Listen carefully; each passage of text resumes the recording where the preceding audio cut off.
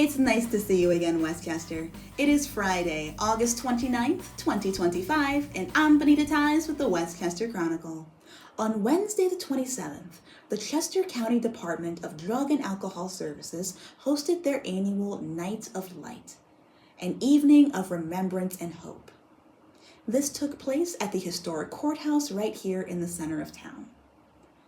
The ceremony is held in remembrance of the lives lost to substance use disorders and to bringing hope to those working towards long-term recovery. The event also featured organizations such as Gaudenzia, Motivation, Vitality, Perseverance Recovery, Inc., Holcomb Behavioral Health Systems, Compass Mark, the Council of Southeast Pennsylvania, and more that provided resources for people struggling with addiction. Speakers at the event brought light to the struggles and triumphs of those on the path to recovery. My name is Laura, and I am a person in recovery. Man, what a grateful honor it is to be standing up here in front of my children and so many people in recovery. It wasn't always that way, right? It wasn't the story of a person who started off, I had this disease my whole entire life. I never had to ask myself, am I an alcoholic or an addict? I knew. I grew up in an Irish Catholic family where if you didn't drink and black out, you probably did not have a successful weekend, you know? And it was just the norm. And it was just like, it's just a phase. It's gonna be okay. But it wasn't, right? Eventually, all the nevers came true. And I ended up getting down on my hands and knees and praying, please make this stop. Make this disease no longer have control over my life. I didn't even know. It was a foxhole prayer. I threw it up in the hopes, and what happened?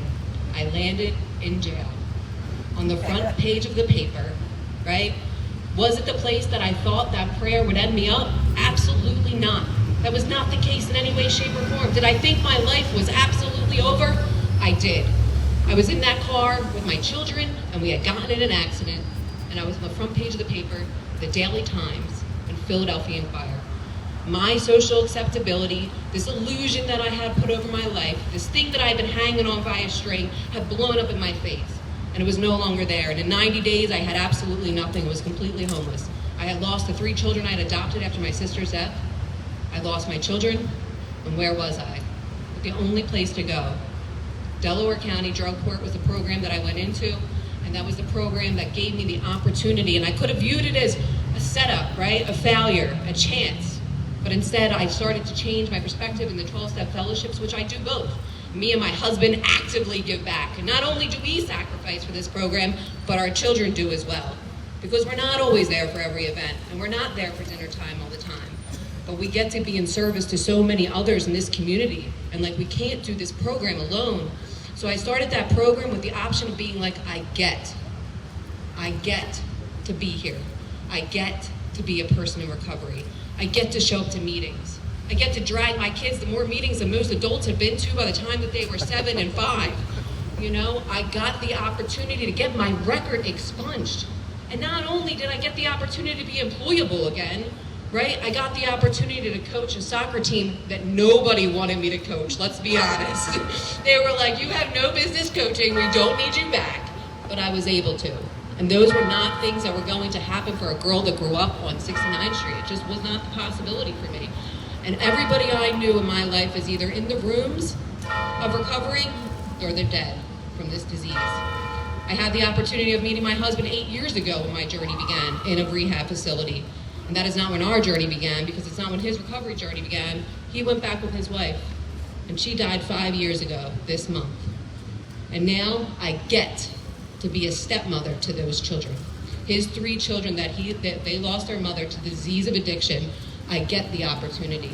I get the opportunity to sacrifice every Wednesday night. I would normally be in the prison tonight. That's where I would be. Not only me, but Jerry over here as well.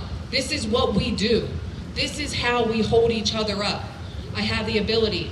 I got to watch my dad and take care of him while he died of cancer because of this program. Because drug court gave me an opportunity of life, an AA and NA with a guiding light in my hands. So like I share this message, right? When they let me move into Chester County, we came in from Delco, right? I couldn't even believe they let me in here, even in Malvern, which was wild.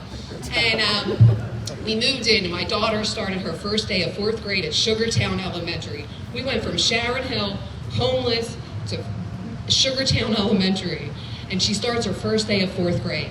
And I get a phone call at the end of that 4th grade day from her teacher, and she says, I gotta tell you what your daughter said today. And I was like, oh man, here we go. And they went around the classroom and they asked all the kids what they wanted to get out of 4th grade. She said, I could tell your daughter had something to say. And I said, oh man. She says, so everybody said what they wanted to get out of 4th grade. And at the end of that day, she raises her hand and says, I think it's so wonderful that everybody gets all these things out of 4th grade, but we have to remember that failure is a part of success. And without failing, we can't succeed. She's like, what are you doing at home? And like, I did not break my anonymity right then and there, but now I recover so loudly that my boss for my corporate event is here. Because if I don't recover loudly, then others will die quietly. And that is what this program has given me the ability to do, to put all these spiritual principles in all of my affairs. If I can, and I probably should change my affairs because I'm just not living right. And I am so blessed and honored to have my daughters crying here as she sees us, and like, I get to change the cycle for her. That's what the difference is. And this is about educating, about overdose awareness. That's what this is. This is a worldwide event, right? I did some research into this, and 71% of overdoses that happen are within the household. And 50% of them are found by their family members. And if 50% of children have conversations with their parents, they're less likely to pick up. And that's how we don't get high, if we don't pick up. And in that lies education. In that lies conversation. In that lies reducing the stigma of overdose and drug use. This is a community thing. It is a blessing, and it is an honor to be here. Thank you so much for letting me share. If you or someone you know is struggling with substance use, you can help yourself and others by going to the Department of Drug and Alcohol page at chesco.org. You can find the link to this and all of the vendors at the event in the description below. On Sunday, August 24th, the first round of cuts to SEPTA services began, with many routes being shortened or eliminated altogether. This is due to SEPTA not being able to secure funding to cover their budget deficit of $213 million by their deadline of August 14th. On August 13th, the Pennsylvania House Transportation Committee voted down a bill that included reallocating state capital funds to cover SEPTA's operating costs. While the funds would have covered SEPTA's budget temporarily, it would have put capital projects across the state at risk of not having funding as well. With no funding secured, the cuts will continue to take place until almost half of all of SEPTA's services have been reduced. You can also find resources on how to reach out to your local representatives to share your thoughts about how SEPTA's service cuts affect you and your community by going to fundseptanow.org. We will keep you updated as the story progresses. And now, here's Emily with the weather. Well, hey there, Bonita, and it's great to see you again, Westchester. I'm Emily Gaughan, here to walk you through your forecast for this weekend and beyond. Finishing up the week with Friday, we're looking at what almost feels like a perfect autumn day, but we're still in late August. We'll have sun all day long with a bit of a breeze, and the temps go up to 78 degrees and down to a cool 50 at night. A similar story for Saturday, our first weekend back to school. 74 degrees dropping down to 50 degrees in the evening. We'll also have sun all day long with a slight breeze.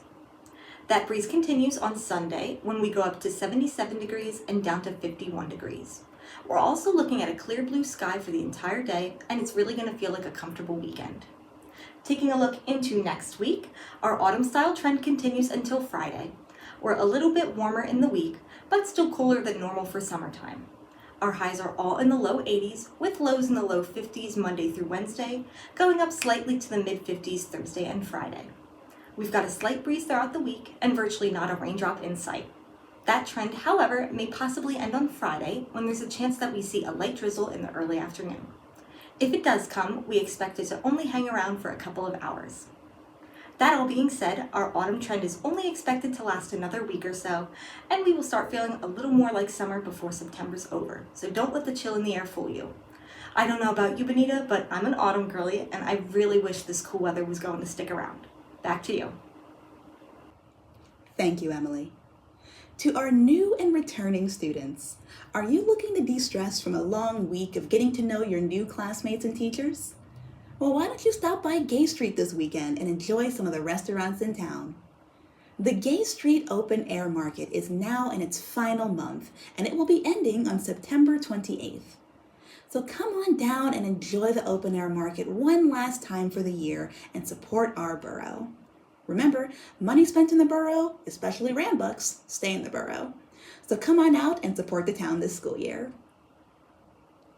As always, we appreciate you tuning in. Thanks to your continued support, our team has grown and we look forward to bringing you even more coverage. With our friends at Alliance Space, we can take our project to the next level. However, in order to keep this show ad-free, we will need your help. If you appreciate what we do, please consider becoming a supporter on Patreon, liking and sharing us on Facebook, and subscribing on YouTube. It's the easiest way to support us and help us bring you the news. And if you'd like to listen to our show via podcast, you can find us on SoundCloud. Finally, if you have a news tip, an event you'd like us to cover, or just want to say hi, you can reach us via email at westchesterchronicle@gmail.com. We look forward to hearing from you. Our program is produced by Crimson Planet Media, recorded at Alliance Space here in downtown Westchester, and our music is by Doug Keller. As always, we want to thank you for your time, and we hope to see you soon. Until then, I'm Bonita Ties with the Westchester Chronicle.